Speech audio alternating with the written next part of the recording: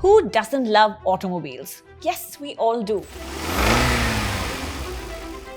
Well, the market though hasn't exactly been showing much affection for automobiles in the past year. The Nifty Auto Index has posted a disappointing -5% return over the past year. However, there is one company that has not only outperformed the index but also delivered growth despite the overall downturn in the industry. Meanwhile, there's another company which once used to be an investor favorite that is now down 40% from its 52-week high. So what's happening with both of them? Let's dive into the changing dynamics of the automobile industry in this episode of Bottom Line by Grow. I'm Radhika Bajaj. The Tata Motors story. Now, if you're a Tata Motors investor, firstly, we feel for you. Secondly, you're probably here because you're stuck and desperately need answers. Tata Motors has delivered a 31% negative return in the past year. But here's the twist. The same stock almost tripled in value between March 23 and July 24. So what does this decline actually mean? You might have heard that Tata Motors is losing market share in the passenger vehicle segment, but that is just one part of the story. There's much more happening, both on the negative and the positive side. After the FY25 results, we have a clearer picture. Let's break down what's slowing the business down. Tata Motors operates globally and sells cars worldwide. It has 3 primary revenue segments. While going through these segments, a few key insights emerged. Firstly, the Jaguar Land Rover or JLR division contributes around 71% of Tata Motors' total revenue, making it the most significant segment. Tata Motors acquired JLR in 2008 and it is now the largest automotive manufacturer in Britain. It is home to 2 of the world's most iconic brands, Jaguar and Land Rover. But at the moment, Tata Motors is facing some challenges with JLR. In Q1 FY26, both wholesale and retail sales for JLR were down by 10.7% and 15.1% respectively. Let's take a look at the bigger picture here. Since 2020, Jaguar's performance has consistently dragged down overall sales growth, except in FY24.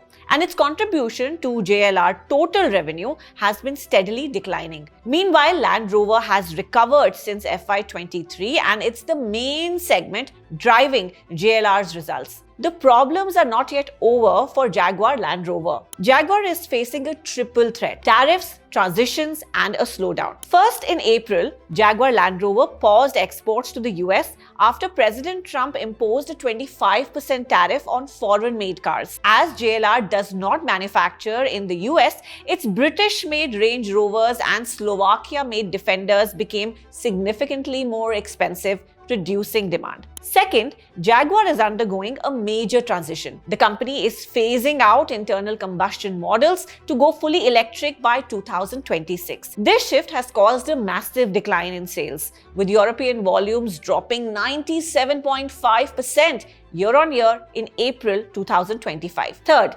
demand from China, once a major market, has weakened, and sales in Europe are also slowing. Despite these issues, JLR reported record revenue of £29 billion for FY24, driven by strong sales of the Range Rover and Defender. So we can say that Jaguar is the main force driving Jaguar Land Rover backward. However, it has cut its margin guidance for FY26, expecting a decrease from 10% to between 5 and 7%. Let's now move to Tata Motors India business, which makes around 29% of their total revenue. In India, Tata Motors operates in both commercial and passenger vehicles, and it commands a good market share in both segments. For FY25, Tata Motors commercial vehicle segment saw negative sales growth, while the overall industry showed flat growth. The management attributed this decline to weaker demand in sectors like mining, infrastructure, and freight, although Q4 showed some signs of recovery. Despite this, Tata Motors remains optimistic about its commercial vehicle segment, aiming for a 40% market share and a teen EBITDA margin by 2027. Now let's discuss the passenger vehicle segment, where Tata Motors holds a 12.9% market share, down 0.7% from FY24, which is similar to its share in FY22. While Tata Motors hasn't lost significant market share in the past 3 years, it has underperformed the industry. The passenger vehicle industry grew by about 5% in FY25, but Tata's segment fell 7.5% year-on-year. A few factors behind this underperformance are To begin with, aged hatchback models. The Tiago and Altroz, which are now in their 5th year, have seen reduced demand. Management has cited this as a key reason for losing market share in passenger vehicles. The second factor is that the whole industry has seen a shift towards SUVs, which has led to lower sales of hatchbacks and sedans. There's also been a decline in the EV market share.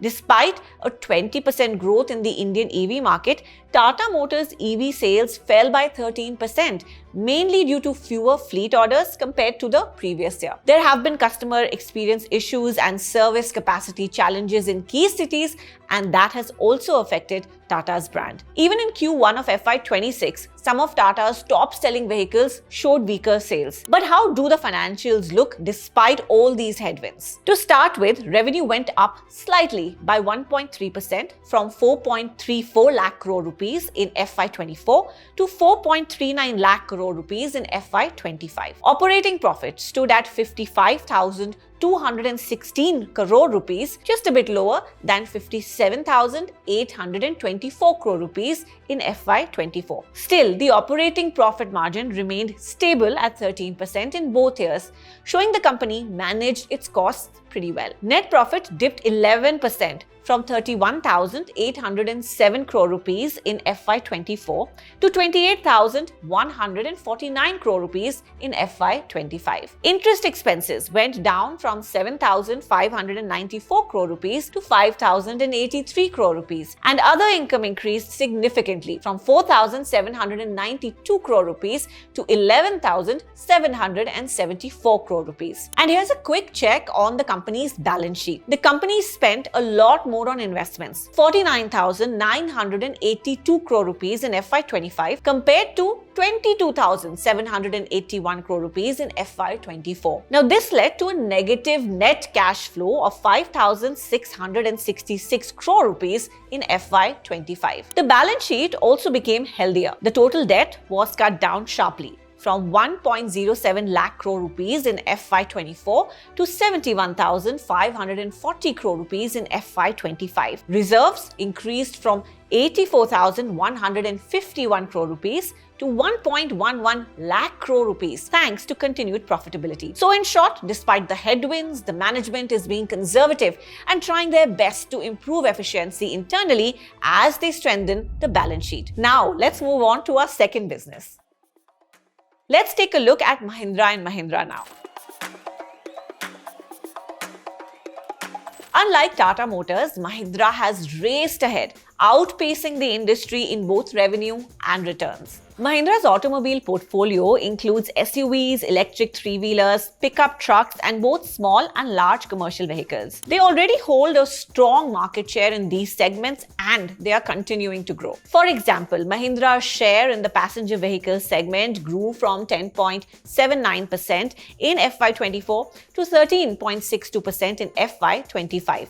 Mahindra's growth in passenger vehicles is largely due to its expanding product lineup, which continues to evolve. Mahindra has been known for its rugged SUVs, commanding 22.7% of the SUV segment, the largest in the industry. With the market shift towards SUVs, Mahindra has capitalized on this demand with a concentrated SUV portfolio. In addition, the products launched in FY25, especially the BE6 model, are seeing strong demand, helping Mahindra capture even more of the EV market. Interestingly, the new electric vehicles have attracted many first-time Mahindra buyers, indicating that the products are bringing in new customers rather than just replacing existing sales. Mahindra's management outlined their approach to expanding market share. Firstly, luxury features at competitive prices. Mahindra includes high-end features like Auto Park Assist and advanced entertainment systems at much more affordable prices. Secondly, they're leveraging existing assets. Mahindra uses its established manufacturing and dealer networks to expand efficiently without major new infrastructure costs. Thirdly, there's an enhanced product experience.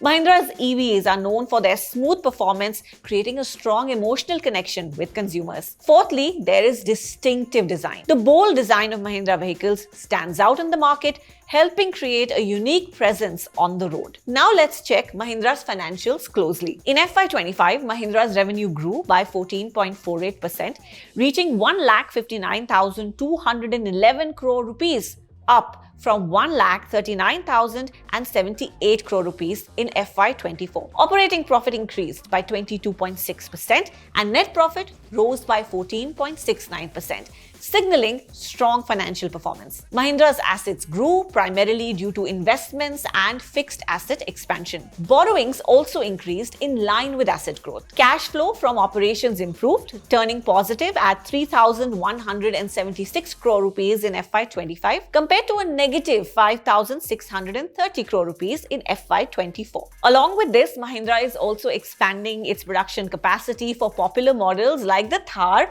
and XUV 3XO, and it has plans for a new greenfield plant for FY28 and beyond. In conclusion, Tata Motors is currently facing several challenges. Sales from Jaguar vehicles have taken a significant hit, and the JLR brand is struggling in the European and Chinese markets. The real question now is how Tata Motors plans to turn things around in the JLR segment. While the demerger of their commercial vehicles business could potentially unlock value, the company remains optimistic about the growth prospects in this area. In the passenger vehicle segment, there's hope for growth, especially as Tata Motors works on building a strong presence in the SUV market, which is a key driver of growth in the industry. Meanwhile, Mahindra continues to invest in research, design, and innovation. Their newly launched EV model has given them a competitive edge, helping them capture a bigger share of the market. So what steps should Tata Motors take to get back on track and regain market share? And will Mahindra be able to maintain its lead? Let us know in the comments below.